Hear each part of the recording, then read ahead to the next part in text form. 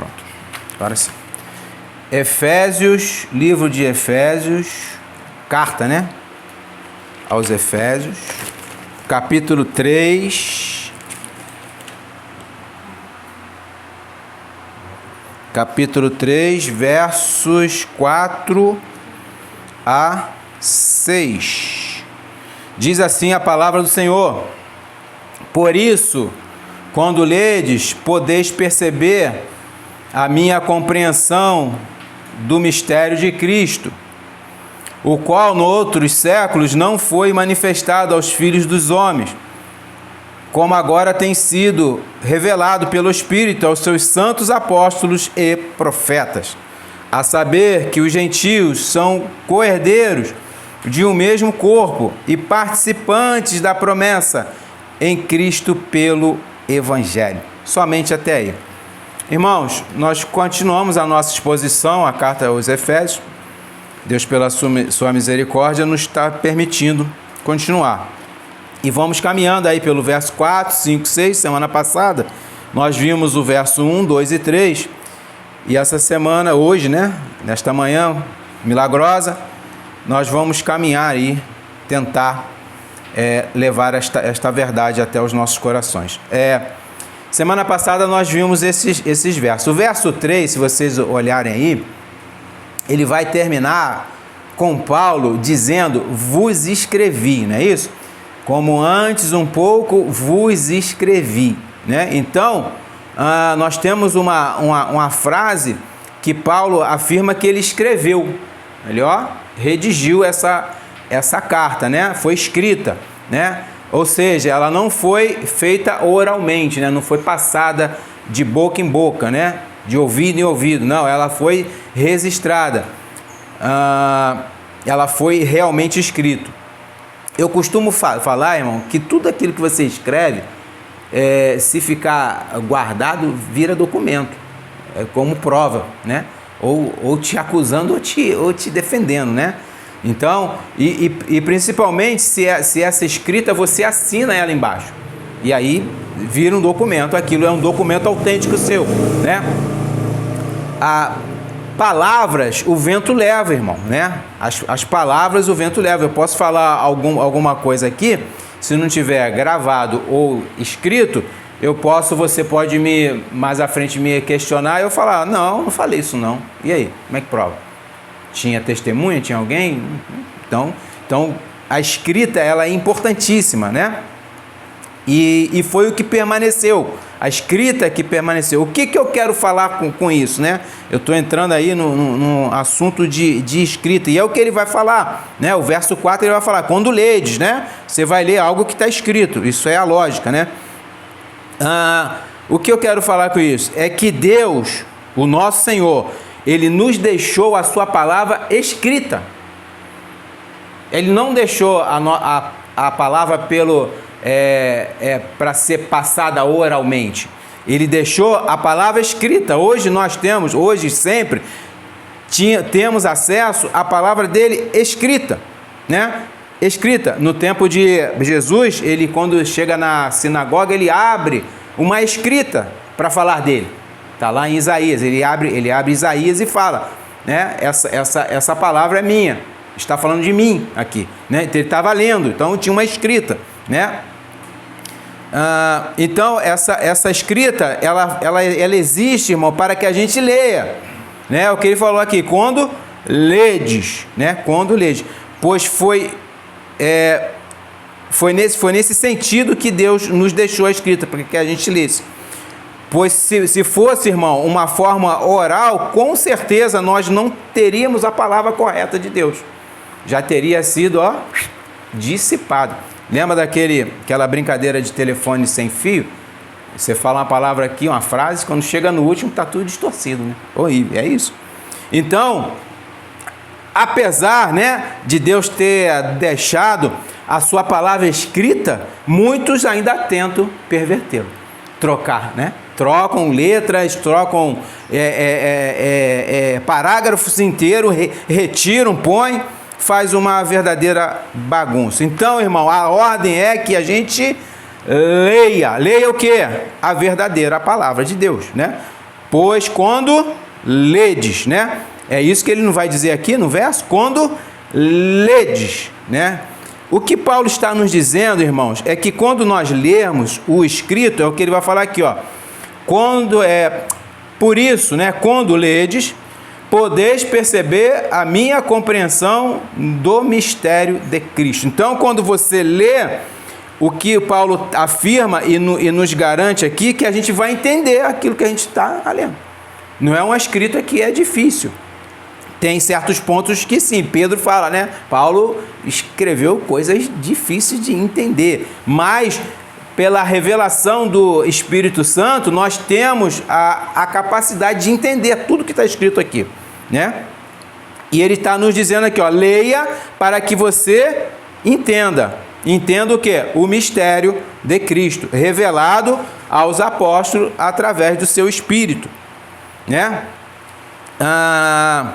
A palavra, presta atenção nisso. O crente que se diz crente e que não lê a Bíblia, ele erra. Porque eu posso falar qualquer coisa aqui para vocês e vocês vão ter que engolir. Posso falar, Cristo não é divino. Ele não é Deus. Ele só veio homem. Deus capacitou ele como um profeta que fazia milagres através do Espírito. E quando ele morreu e ponto. E aí?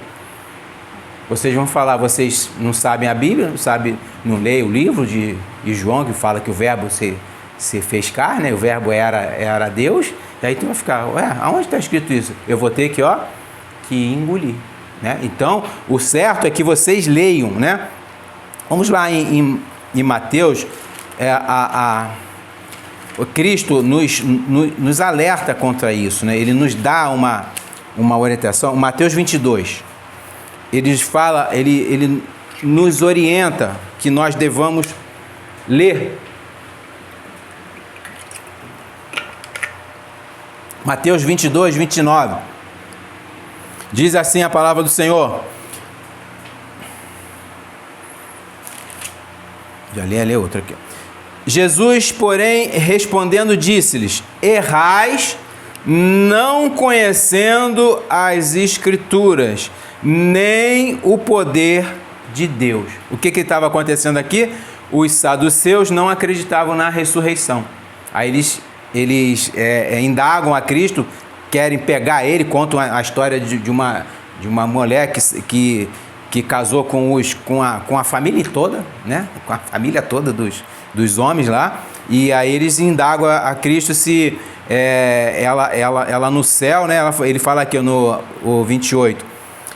Portanto, na ressurreição, de qual dos 7 homens que a mulher teve, será a mulher, visto que todos a possuíram?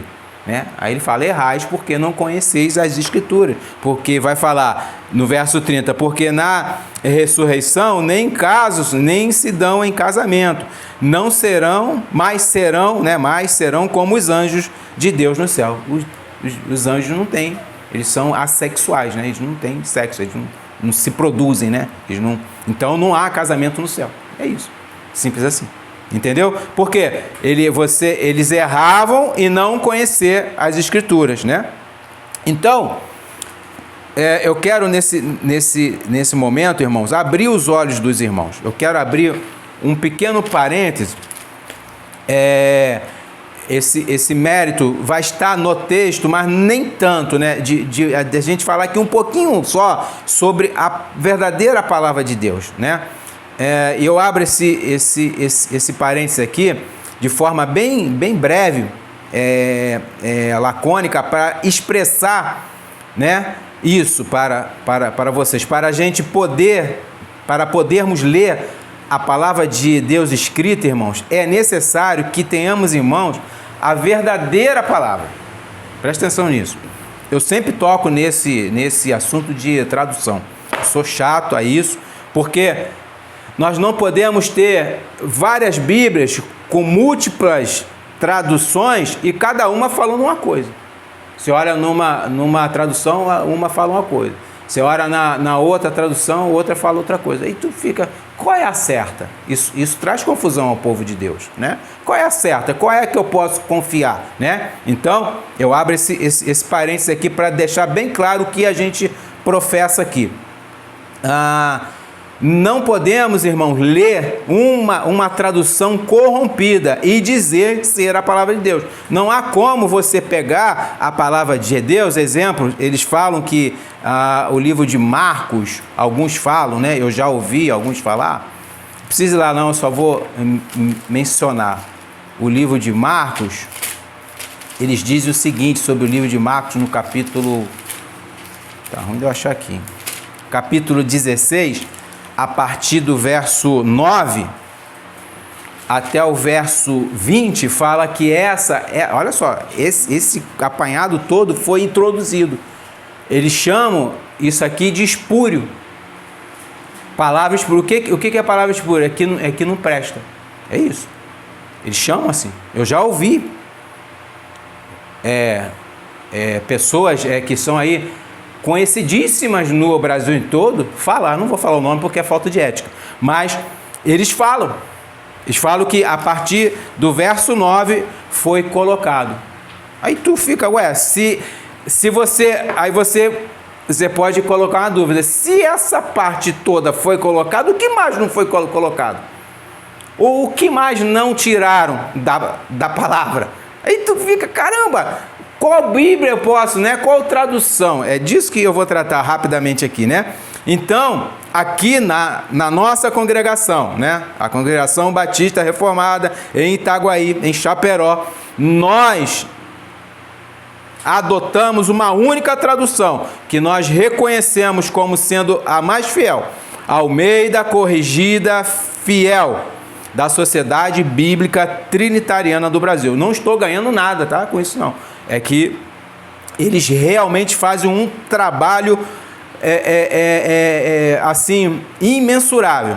É um trabalho que eles fazem, levando a Bíblia da tradução no texto massorético do Antigo Testamento e o texto Receptus do Novo Testamento na língua portuguesa para todo o país de fala portuguesa. Eles levam para fora, viu? Não fica só no âmbito nacional, não. Vai para Angola e outros países de fala portuguesa, eles estão levando essa tradução. Eles não saem disso.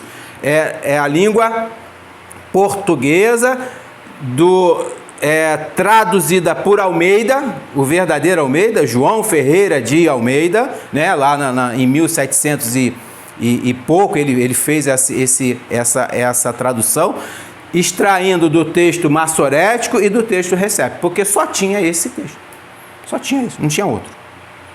Depois de 1800 e alguma coisa é que começou a entrar essas porcarias que a gente está vendo aí.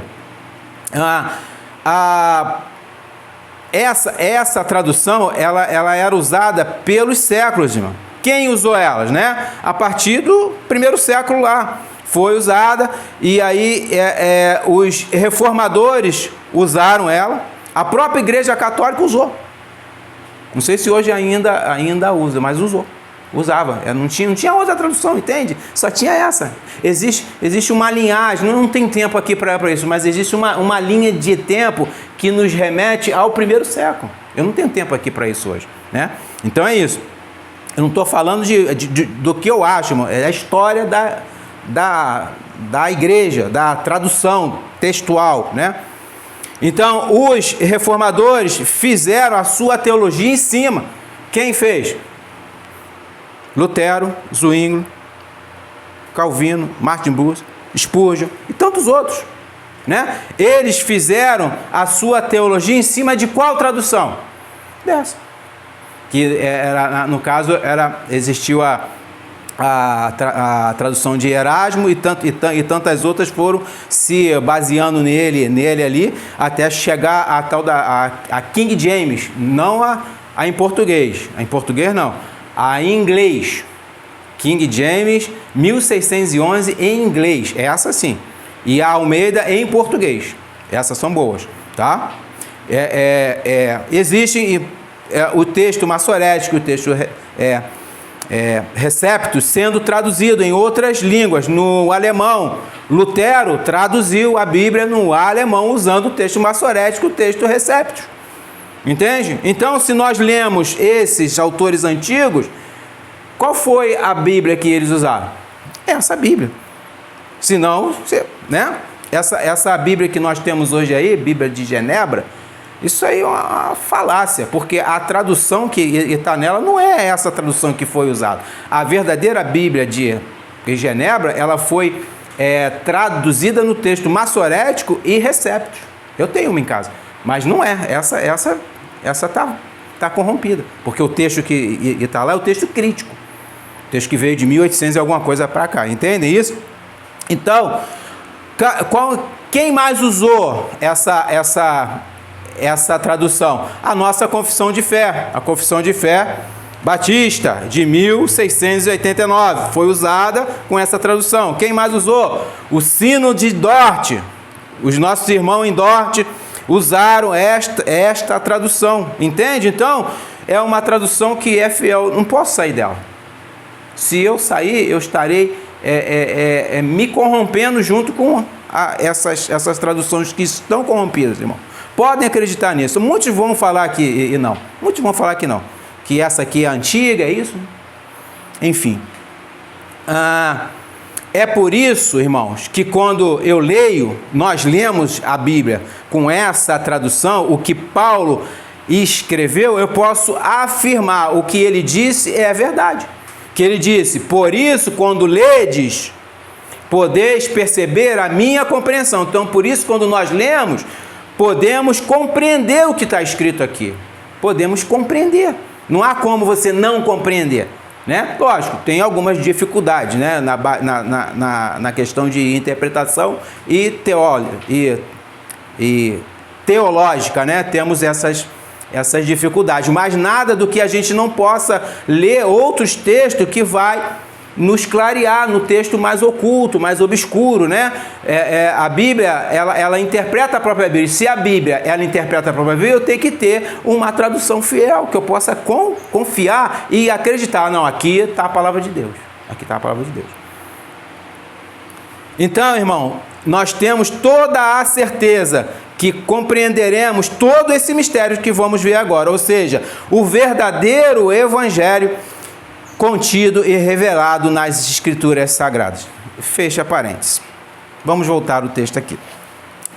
Paulo agora, irmãos, está nos dizendo que ao lermos, saberemos o que está oculto aos homens do passado. O que estava, né, oculto aos homens do passado.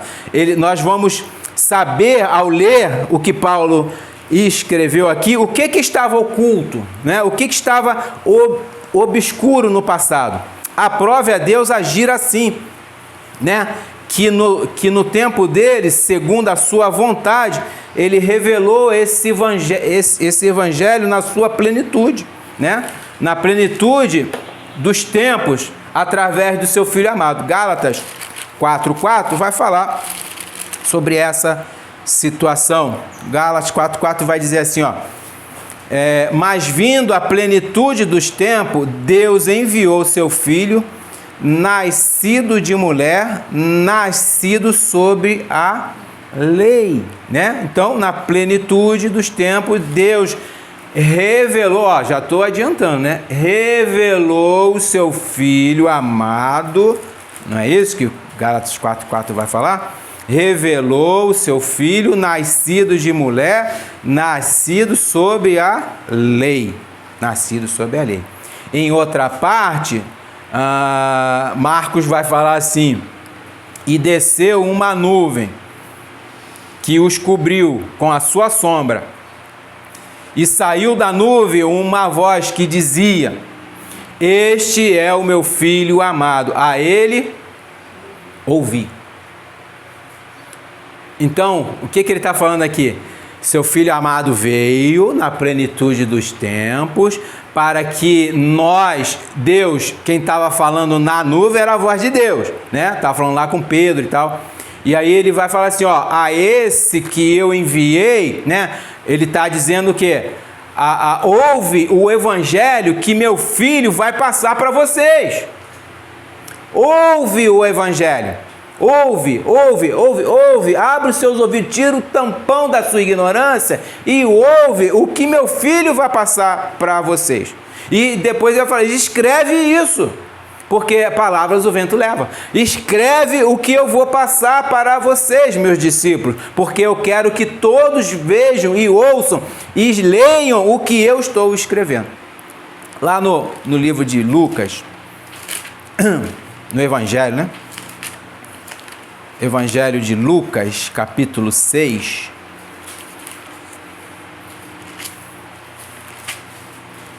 Evangelho de Lucas 6, verso 46 e 48. A 48 vai dizer assim, Evangelho de Lucas 6, 46 e 48. Vai dizer assim, ó. Por que me chamais Senhor, Senhor, e não fazeis o que eu digo? Eita, já é uma pancada, né? Por que você me chama de Senhor e não me obedece, né? Ele continua. Qualquer que vem a mim, ó, e ouve, o que é ouvir? É entender, né, irmãos? Entende as minhas palavras, né? Vamos falar assim. E as observa, o que é observar? É obedecer, né? Crer e observar é o hino nosso que nós temos aqui, é você crer e obedecer. Eu vos mostrarei a quem é semelhante, aquele que faz isso, né? Que ouve, que entende e obedece. Eu vou lhe mostrar a quem vocês se parecem. Ele vai falar, é semelhante ao 48 aí. É semelhante ao homem que edificou a casa e cavou e abriu bem fundo e pôs os alicerces sobre a rocha. Né? Nós sabemos que a rocha é Cristo. E vindo a enchente, bateu com ímpeto a corrente naquela água e não a pôde abalar, porque estava fundada sobre a rocha, sobre Cristo. Entende? A casa, sobre a casa. Naquela casa, né? Vem corrente naquela casa e não a pôde abalar, porque estava fundada sobre a rocha. Então aquela casa que ela está fundada sobre a rocha, quando vem a tempestade, quando vem algo muito forte, ela não se abala. Por quê? Porque ela ouviu a casa, né? Ele está falando de nós, é uma alusão, né? Ele está falando de nós. Nós ouvimos a palavra dele e observamos, né? Aquele que crê em Cristo, ele fala, qualquer que vem a mim e ouve as minhas palavras e a observa, eu mostrarei. Que palavras são essas, né? Essas palavras que estão escritas. Por isso que eu estou batendo na escrita, que aquilo que você lê é o que está escrito, é o que Jesus deixou os seus apóstolos para que eles escrevessem e nos deixassem esta maravilha que é as escrituras sagradas, né? Então ele está falando assim, ó, leia o meu evangelho, ouve o meu evangelho, que o meu filho vai passar para vocês. Meu filho, isso aqui é a palavra de Deus, irmão. É o Espírito de Cristo que soprou, ele sopra, ele dá um sopro nos apóstolos, nos escritores, né? Não tinha só apóstolo, Lucas não era apóstolo, mas escreveu. Judas não era apóstolo, mas escreveu, né? Dizem que Tiago também não, esse Tiago aqui era irmão de Jesus, dizem que não era apóstolo, mas não vem ao caso aqui. Só para falar que ele inspirou esses homens soprando essa palavra, esse evangelho que ele vai falar aqui, ó, que é o mistério de Cristo, aqui, ó. Por isso, volta lá para Efésios. Por isso, quando ledes, entenda, né? Podeis, perceber a minha compreensão, o meu entendimento que eu tenho do mistério de Cristo. O mistério que havia em Cristo. Que mistério era esse? Era o evangelho, como eu falei semana passada. O evangelho do nosso Senhor, o evangelho de quê? De paz. O evangelho de paz, que uniu os povos, né? Uniu os povos, os gentios e os judeus foram unidos nesse evangelho, né? O evangelho que traz a paz, né? Então, essa leitura é de algo que está escrito. Não tem como você ler de coisa que não está escrito. Isso é idiotice, né? Você lê o que está escrito e o que está escrito você tem que o quê? Compreender. Compreender. Verso 5, vamos avançar. O qual, noutros séculos, não foi manifestado aos filhos dos homens, como agora tem sido revelado pelo Espírito aos seus santos apóstolos e profetas. Irmãos, nós já sabemos que Deus ocultou esse evangelho de paz e que foi revelado aos seus santos apóstolos e profetas. Não é isso que ele vai falar aqui, ó? O qual, noutros séculos, não foi manifestado. O quê? Não foi manifestado esse evangelho a eles. Não foi. Por algum motivo não foi, né? Para que fosse manifestado no Filho de Deus em carne. Esse é o grande motivo, né? Para que fosse a história, irmão, presta atenção nisso. A história não é nossa. Deus é o autor da história. Deus, não somos nós. Nós não podemos mover uma vírgula sequer na história de Deus. Por isso que ele fala que não devemos acrescentar e nem tirar qualquer palavra do livro da lei. Não devemos, mas homens estão fazendo isso, como eu falei, das traduções corrompidas aí. Então, nesse sentido também, irmão, os apóstolos eram profetas. A gente vai falar aqui, ó, apóstolos e profetas. Por quê? Profetas, porque eles estavam tendo a revelação do evangelho e estavam escrevendo isso. É por isso, nesse sentido, eles sendo profetas, o Espírito Santo estava revelando a eles o verdadeiro evangelho, eles estavam passando esse evangelho, né? Então, e não somente Paulo era o mensageiro desse evangelho, né? Não somente ele tinha a revelação do evangelho, outros também, que ele fala apóstolos e profetas, é no plural, né? Não é no singular. Então, Pedro, João, aí Tiago entra, Lucas entra, né? Judas entra, essa turma toda entrou como profetas, né? Que tinha a revelação do Senhor. Você olha para o livro de Apocalipse, você vai ver que o livro ali se chama livro da revelação. Da revelação. Apocalipse foi o homem que botou o nome, mas é o livro da revelação, revelando o quê? O que haveria de acontecer. Isso não é ser um profeta? João recebendo essas profecias? Nada mais do que isso, né? Mas a pergunta que fica, como essa revelação chegou até eles, né? O próprio texto vai responder, né? Pelo Espírito. Aqui, ó. Como já tem sido revelado pelo Espírito. Que Espírito é esse? O Espírito de Deus. Lucas, irmãos, escreveu algo que vai nos dar um maior entendimento. O que o Senhor Jesus disse a eles lá em Atos 1:8. Ele diz assim, ó: mas receberei o poder do Espírito Santo, que há de vir sobre vós, e ser-me-eis minhas testemunhas, tanto em Jerusalém, como em toda a Judéia e Samaria, até os confins da terra. Então, esse poder do Espírito Santo de revelar as coisas aos apóstolos e profetas veio nesse momento, em Pentecostes. Eles estavam ali, né? E aí Jesus fala para eles assim, ó: não saia de Jerusalém, né? Porque vocês vão receber, né, o poder do Espírito Santo que há de vir sobre vós. Para quê? Para testemunhar de mim. Como é que eles testemunharam de Cristo? Falando sobre Cristo, sobre o seu evangelho. Falava e escrevia. Era oral e escrita.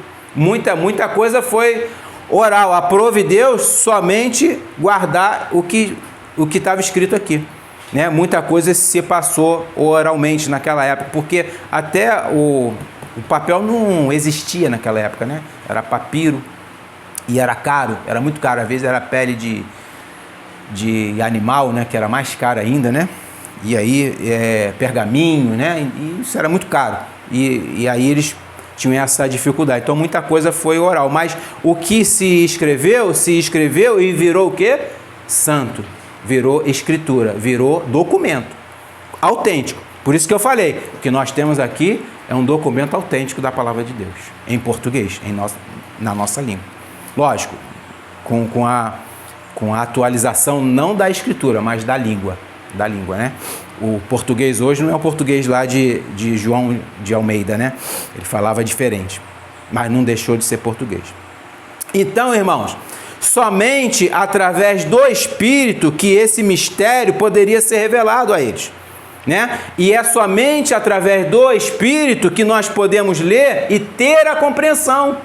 Sem o Espírito, você não consegue ter compreensão. Porque quem é carne, e quem é Espírito ouve as coisas do Espírito. Quem é espiritual, quem recebeu o Espírito Santo, ele compreende as coisas do Espírito. O que é as coisas do Espírito? A revelação que ele nos deixou aqui. E quem é carne não consegue. Por mais diplomas que essa pessoa tem, ela pode ser o erudito XYZ, pode ser o VIP, pode ser o último cara, o VIP do Brasil, do mundo, o teólogo. Se ele não tiver o Espírito, ele não vai discernir as coisas do Espírito. Ele vai continuar achando outra coisa, porque ele ainda é carne. Ele não foi aberto o entendimento dele. Ele tem uma inteligência para um uso errado. Ele não usa a inteligência dele para o que é certo, que é discernir as coisas de Deus, né? Só quem consegue discernir as coisas de Deus é o Espírito. E esse Espírito tem que estar em nós. Então, irmão, somente através do Espírito. Vamos no texto em Lucas ainda. Lucas, o médico evangelista, né? Lucas, o Evangelho de Lucas 24. Lucas, capítulo 24, o verso 44 ao 49.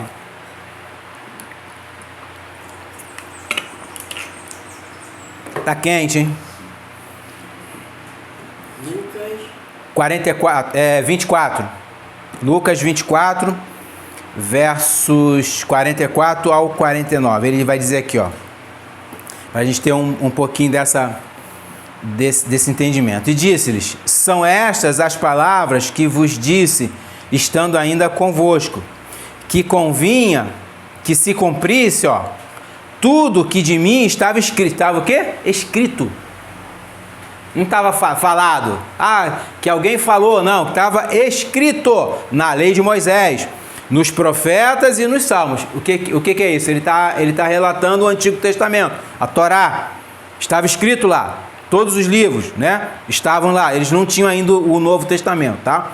Aí ele fala aqui, ó. Então, abriu-lhes o quê? O entendimento para quê? Compreender as Escrituras.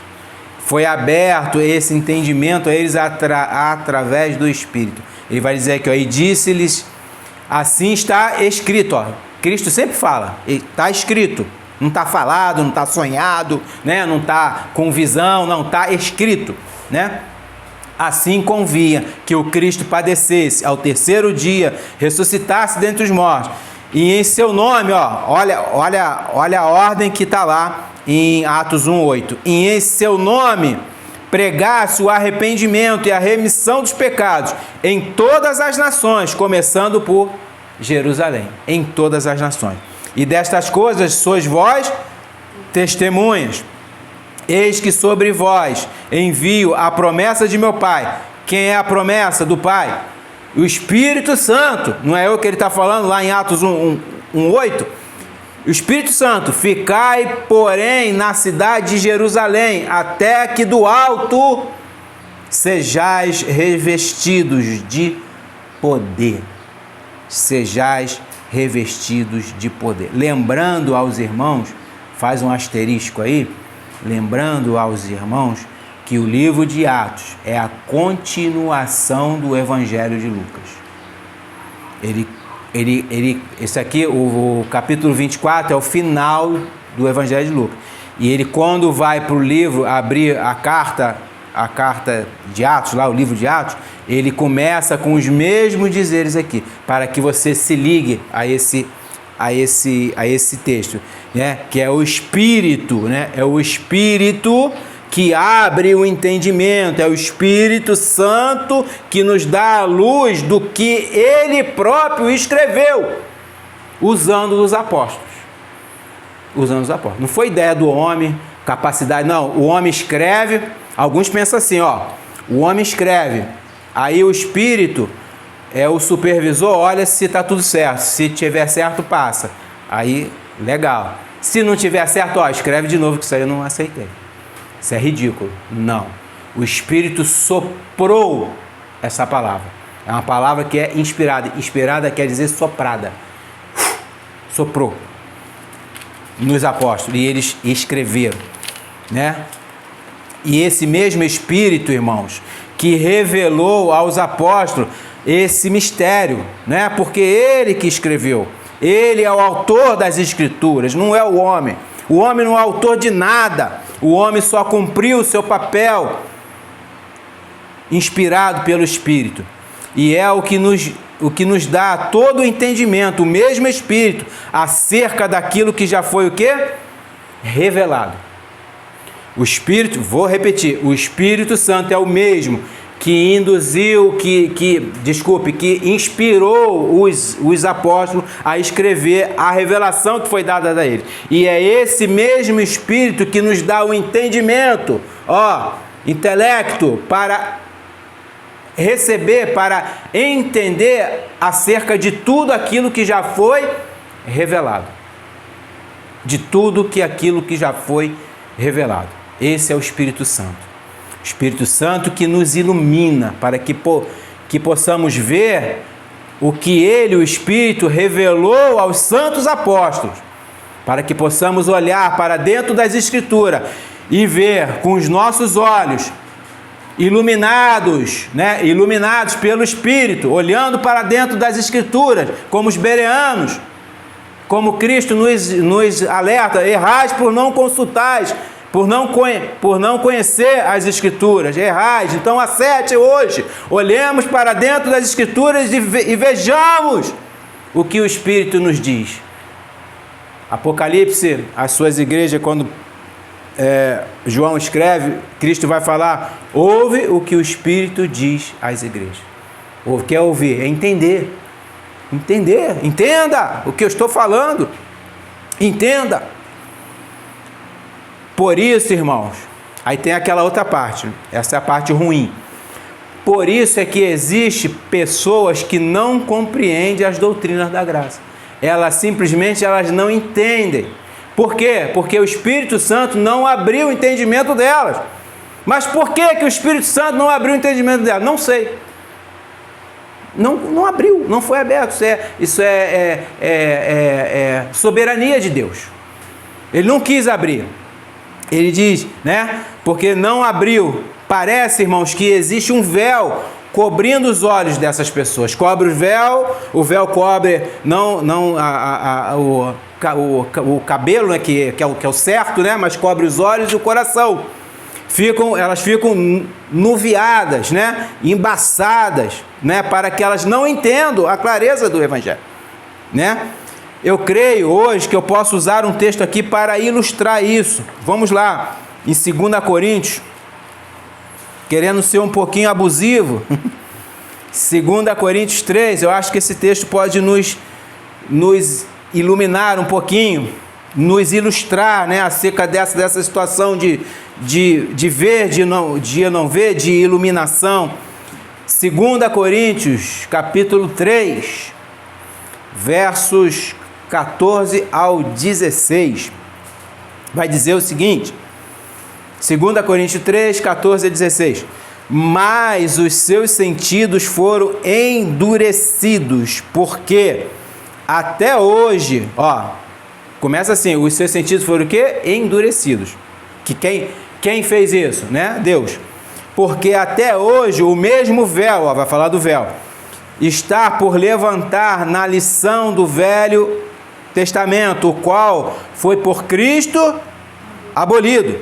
que foi abolido? Essa escuridão, esse Velho Testamento, né? Nós não temos que olhar mais para ele, a antiga letra, né? E fala aqui, ó, e até hoje, quando é lido Moisés, o véu está posto sobre o coração deles, né? Mas quando se converterem ao Senhor, então o véu se tirará. O que é isso? Quem converte a gente do pecado e da justiça?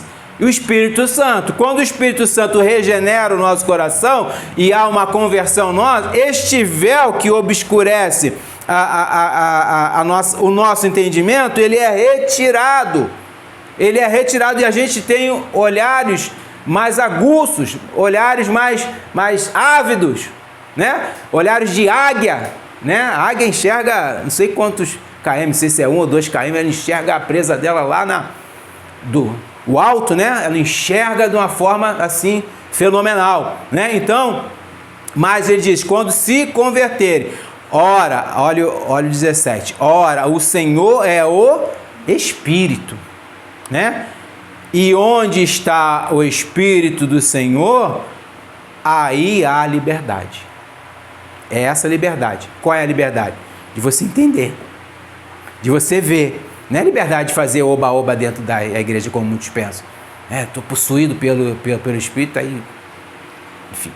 Então, essa liberdade é de você estar liberto daquilo que te obstruía, daquilo que escondia de você ver o verdadeiro evangelho. Ele diz aqui no 18, mas todos nós, com o rosto descoberto, refletindo como um espelho a glória do Senhor, somos transformados de glória em glória, e na mesma imagem, como pelo Espírito do Senhor. Então é tudo pelo Espírito.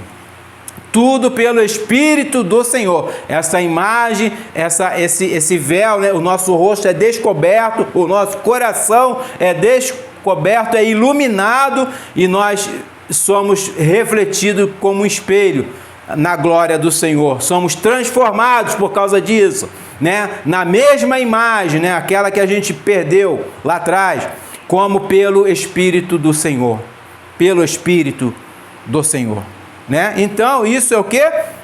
Nada mais que ele vai falar aqui, ó, no qual, volta lá em Efésios 3, volta lá no nosso texto base, o qual nos séculos não foi manifesto, estava o quê?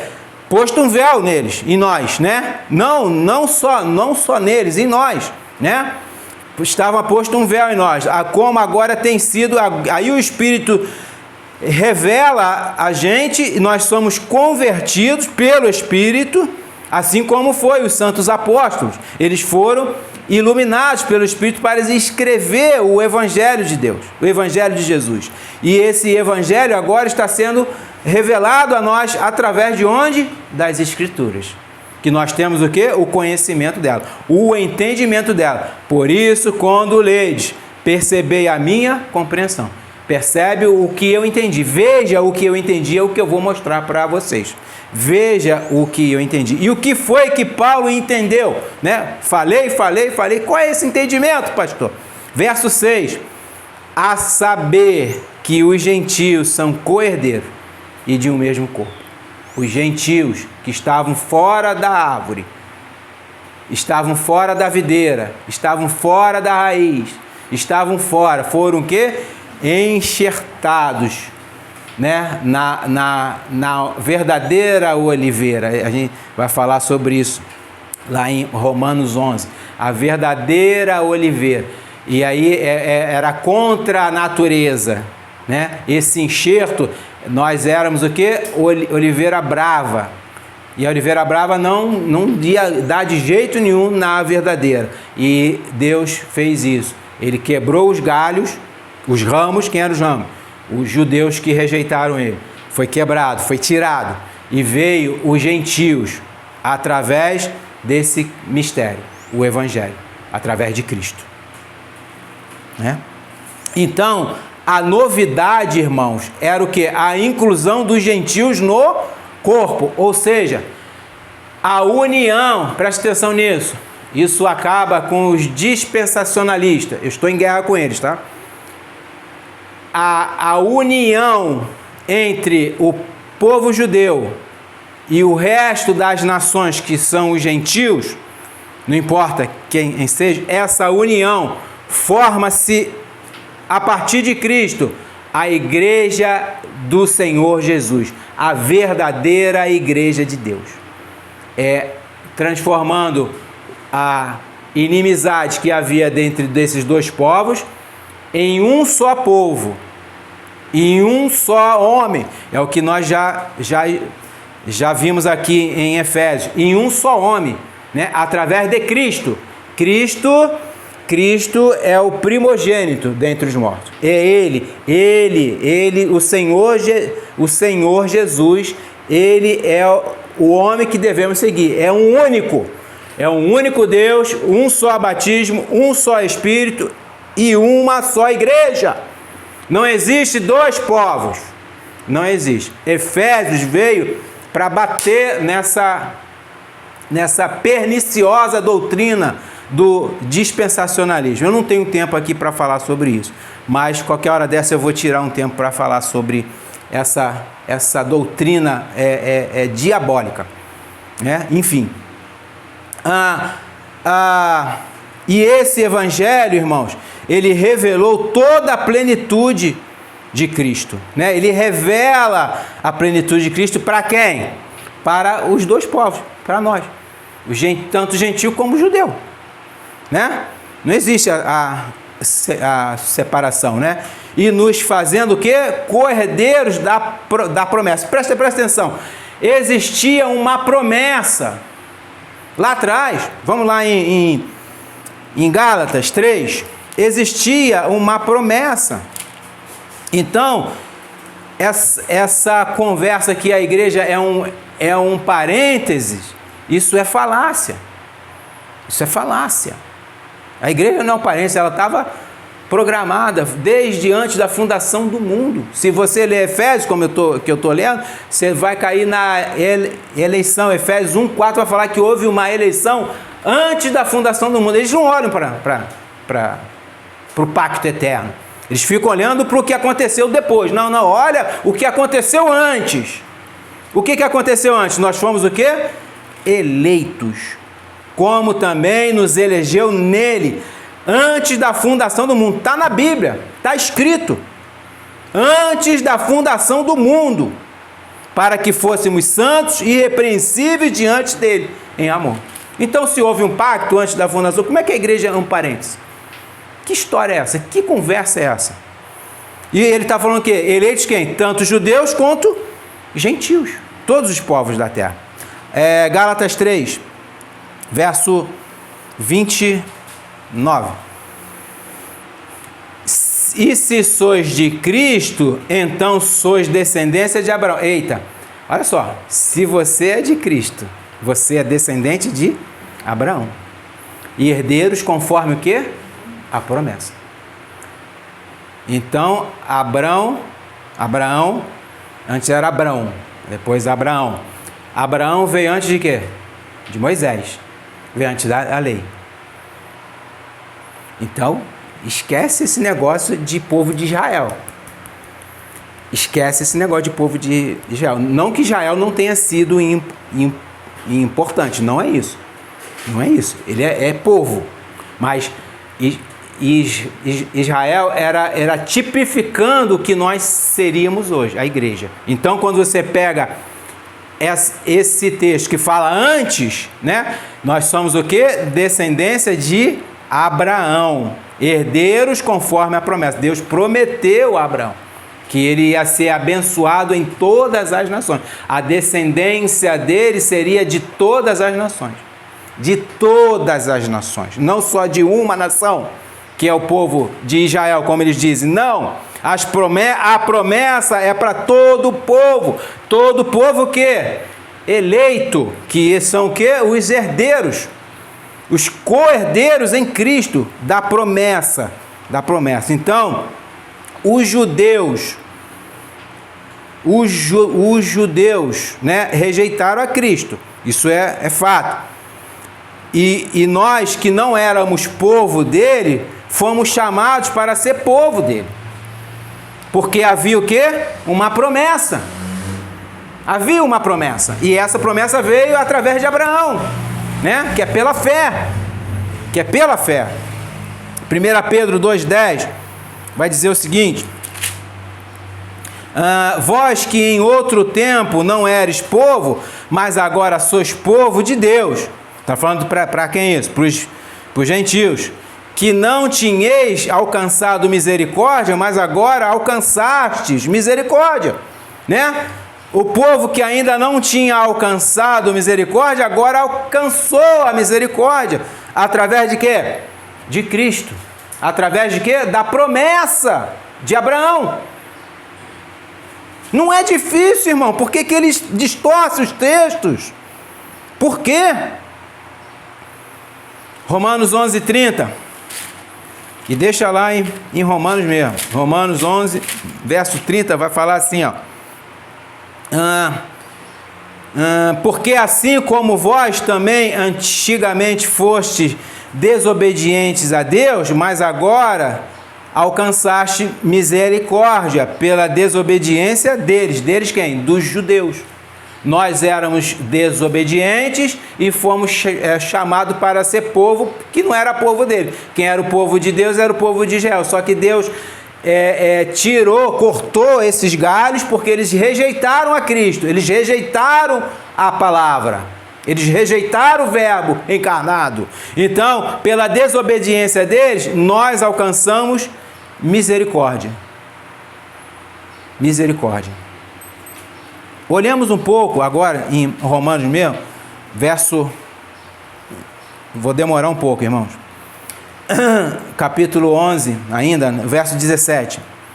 Vai dizer assim, ó. Se alguns... Verso 17 em diante aí, ó. Se alguns dos ramos foram quebrados, e tu, sendo oliveira brava, fosses enxertado em lugar deles, e feito participante da raiz, e da seiva, e da oliveira, não te glories contra os ramos, e se contra eles te gloriares, não és tu que sustentas a raiz, mas a raiz a ti. Dirás, pois, os ramos foram quebrados, mas para que eu fosse enxertado. Está bem, pela sua incredulidade foram quebrados. De quem? Dos judeus. E tu serás em pé. E tu estás em pé pela fé. Quem é? Os gentios. Então não te ensoberbas, mas teme, porque se Deus não poupou os ramos naturais, teme que não te poupe a ti também. Considera, pois, a bondade e a severidade de Deus. Para com os que caíram, severidade, mas para contigo, benignidade, se permaneceres na sua benignidade. De outra maneira, também tu serás cortado. Então eles foram o quê? Cortados pela incredulidade. E nós fomos o quê? Enxertados. Não que todos daquela época foram cortados. Lógico que através dos séculos judeus foram se convertendo. Sim. Quantos são? Não sei. Mas foram, né? Ele fala aqui, ó, no verso 24: porque se tu fosses cortado da natural oliveira brava e contra a natureza, enxertado na boa oliveira. Quanto a mais estes que não são naturais, serão enxertados na sua própria oliveira. Caso eles se arrependam, né? Eles voltam a ser enxertados. O que ele está falando? Ó, vocês foram o quê? Enxertados na verdadeira oliveira. Quem é a oliveira, irmão? Quem é essa raiz? Cristo. Cristo é a raiz. Cristo é a oliveira verde, né? Oliveira verde. Jeremias, Paulo, olhando para trás do que estava escrito, ele fez essa teologia. Ele diz em Jeremias 11:16: o Senhor chamou o teu nome de oliveira verde, formosa por seus deliciosos frutos, mas agora a voz de um grande tumulto acendeu fogo ao redor dela e se quebraram os seus ramos. Quem eram os ramos? Os judeus foram quebrados, foram tirados, né? Nessa mesma batida, de onde Jeremias tira isso, né? A gente Essa mesma batida temos Salmo falando também, Salmo 52:8. Mas eu sou como a oliveira verde na casa de Deus, confio na misericórdia de Deus para sempre e eternamente. Quem é que está falando? Cristo. Eu sou a oliveira verde. Então, você está enxertado em Cristo. Você está enxertado em Cristo. Ele é a verdadeira raiz. Ele vem da raiz de quem? De Jessé. Ele é a verdadeira raiz. Diz em Apocalipse 22:16: Eu, Jesus, enviei o meu anjo para vos testificar essas coisas nas igrejas. Eu sou a raiz e a geração de Davi, a resplandecente estrela da manhã, né? Então, ele é a verdadeira raiz, ele é a oliveira verde, ele é a oliveira que dá os frutos frondosos, os frutos que são limpos pela palavra de Deus. Ele também é comparado como a videira. Não tenho tempo mais para chegar lá, depois os irmãos veem. João 15, do 1 ao 5, vai falar sobre essa videira, dos galhos que estão nela, que estão enxertados nela. Em outra parte das Escrituras, irmãos, está escrito assim: e acontecerá que naquele dia, que a raiz de Jessé, quem é a raiz de Jessé que nós já vimos? Cristo, o qual estará posta por estandarte. O que é estandarte? É algo que está aparecendo, é uma bandeira que aparece lá do alto, você vê, né? Por estandarte dos povos. Ele estará posto em pé, todo o povo verá. Ele será o quê? O libertador. Ele será o capitão, o general deste povo, né? E ele diz, né? Estará posta, esta raiz, né, que é Cristo, estará posta por estandarte dos povos, será buscada pelos gentios. Esta raiz será buscada pelo gentio, e o lugar do seu repouso será glorioso. Isaías profetizou isso. Isaías 11:10. Ele profetizou essa plenitude que nós estamos vendo hoje, né? Não em toda ela, né? Que aí a gente ainda está nesse curso dessa história que não é nossa, é de Deus. Então, irmãos, eu concluo aqui. A igreja hoje, ela é composta pelos homens de toda a nação, tribo ou raça. E ela é detentora do Evangelho da Paz. Que evangelho é esse? As Escrituras. Ela é detentora das Escrituras. Ela, a igreja, composta tanto de gentios como de judeus, ela é composta e responsável por essa proclamação de levar este Evangelho da Paz, este mistério revelado, que é Cristo Jesus, nosso Senhor, né? Ela está revestida de todo o poder que veio do alto. Quem revestiu sobre nós? O Espírito Santo. A autoridade foi outorgada à igreja através do seu Espírito, para ser nesta terra testemunha do Senhor Jesus, como nós vimos lá em Atos 1:8. E a eleição, irmãos, é tanto para judeus como para gentios, formando assim um único povo. Ou seja, um corpo, um só corpo, que é a igreja do Senhor Jesus, o qual ele é o cabeça. Nós fomos unidos a Cristo pela fé. Nós somos descendentes de quem? De Abraão. E Abraão, Gálatas 3 vai falar assim, rapidamente: sabei, pois, que os que são da fé são filhos de Abraão. Ora, tendo a Escritura, tendo o quê? A Escritura, né? O que está escrito, previsto que Deus havia de justificar pela fé os gentios, não os judeus, anunciou primeiro o Evangelho a quem? A Pedro? A João? A Manel?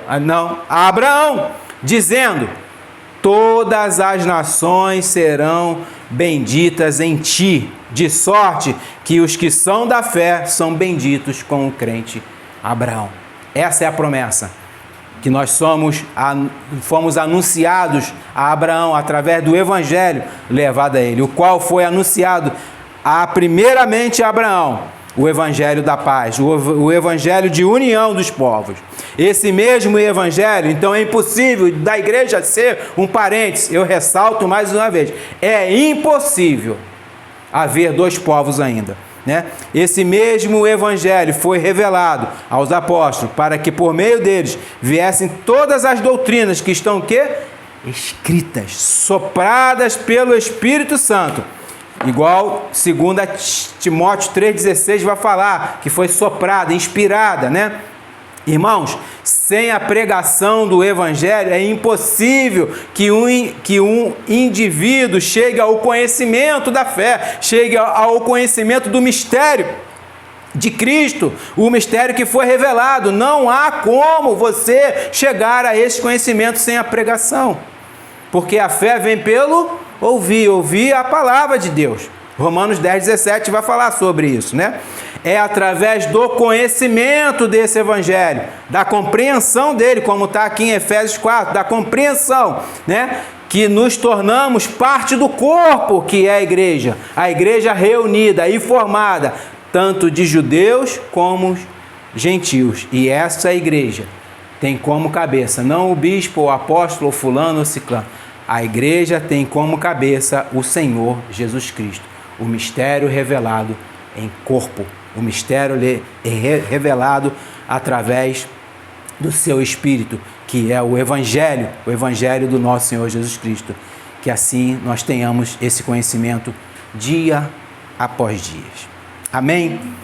Amém. Desculpe o demorar aí, mas eu tinha que falar tudo.